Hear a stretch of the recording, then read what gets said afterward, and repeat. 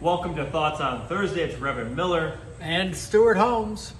We're continuing our series where we have the Heidelberg Catechism as our confession of faith right after the sermon.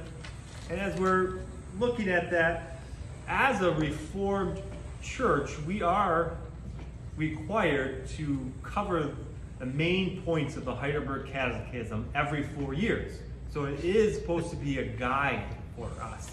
And, you know, as we look at it, that this covers that. Also, last week I showed my Heidelberg Catechism from when I was much younger in 10th grade. And I have discovered some worksheets from my Sunday school class based on that. Old enough that it actually looks like dittos. And copies, but we'll see. So as we look at that, they don't know what dittos are. Well, some may, yeah. Some might not. Traditionally in the Reformed Church, at one point in time, all 9th and 10th graders did Heidelberg Catechism. And at one point, as Stuart pointed out last week, they memorized every one. When I was there, we were memorizing the high points of question and answer 1 and 21. And so this week, as we were looking at 1 John and John and about God's love through Christ, redeeming us and the Good Shepherd, and then us sharing that love, we're looking at question and answer 86.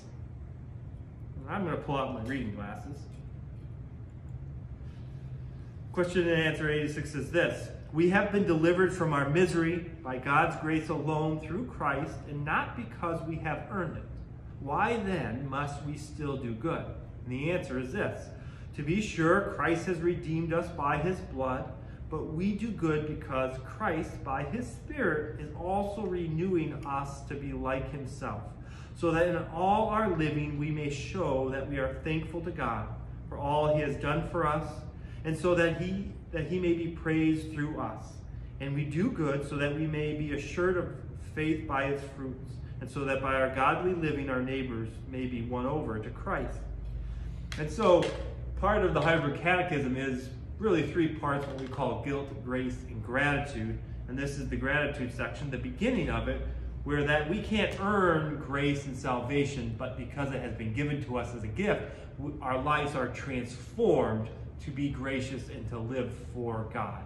And that's what we're going to explore this coming Sunday. What it means to have God's love in our lives, and then for that love to transform us. But even taking a step further, that love is shown to us by Christ giving his life for us. And that's a powerful image of love, and what does that mean for us?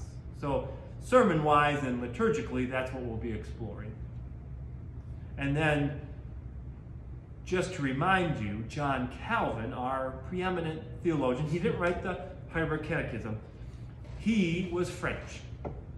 Oh, perfect. So speaking of French...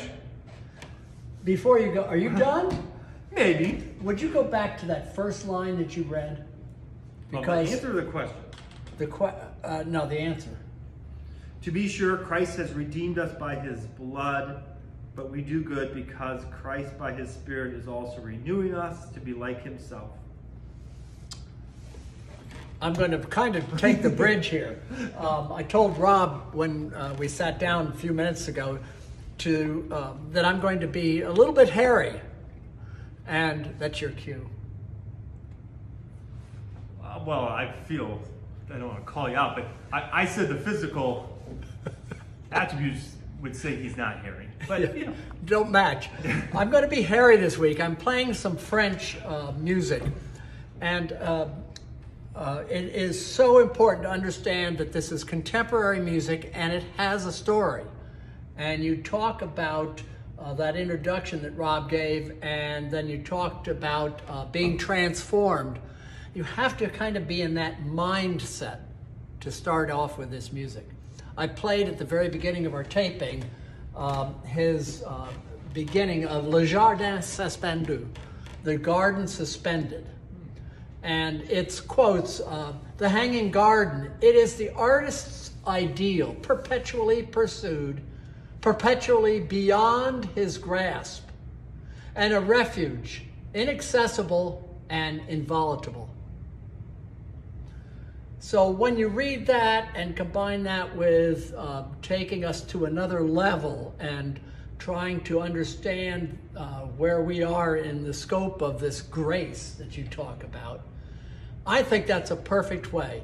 If you sit and listen to this as contemporary, as it happens often with some contemporary music, a little background helps ground you and helps you move to that next level. What he's done with this magnificent melody is it's a series of 4 variations. The next variation, you can hear that theme.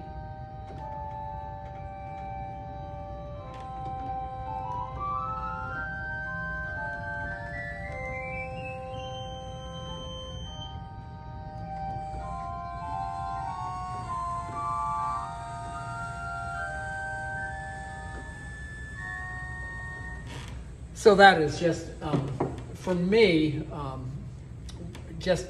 trying to move myself into a different place. It's important. I didn't mention at the beginning, Jean Alain was a French composer that died at the age of 29.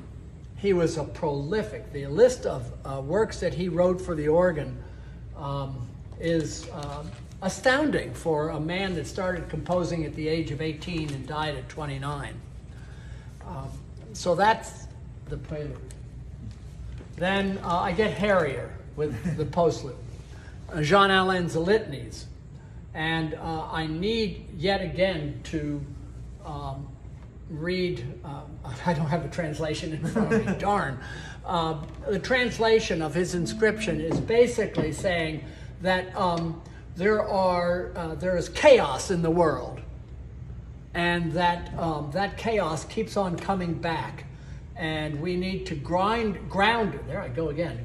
ourselves to understand that we can be lifted out of that. But he leaves it hanging. His theme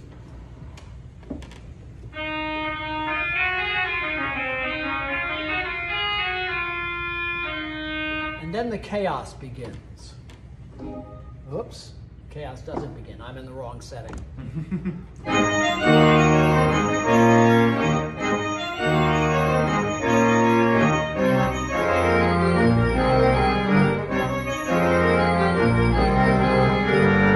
And he develops that, and you can hear him just get a little bit more strident.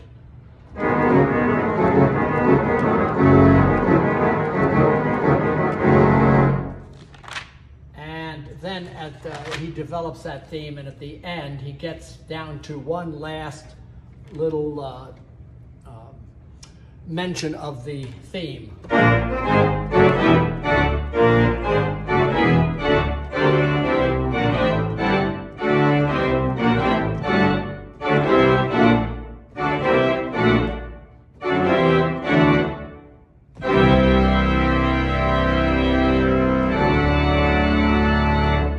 So nice to hear that just plain natural chord lifting us up, and then he ends.